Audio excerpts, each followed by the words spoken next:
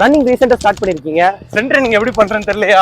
சரிடா. First exercise squat and calf raise. கீழ வரும்போது உங்க இடுப்பு முட்டி லெவல் வரைக்கும் வரணும். மேல வந்து உங்க ஹீல தூக்குறீங்க. சோ தட் உங்களோட front thigh muscle and calf muscle ரெண்டையும் சேர்த்து வர்க் பண்ணுங்க. ஸோ செகண்ட் எக்ஸசைஸ் என்னன்னு பாத்தீங்கன்னா புஷ்அப்ஸ். ஸோ புஷ்அப்ஸை பொறுத்த வரைக்கும் ரொம்ப மெயினான விஷயம் வந்து உங்களோட ஹிப்பும் சரி உங்க செஸ்டும் சரி ஒரே நேரத்துல கீழே போயிட்டு மேலே வரணும். உங்களால இப்படி பண்ண முடியலையா, நீங்க நீஸ்ல பண்ணுங்க.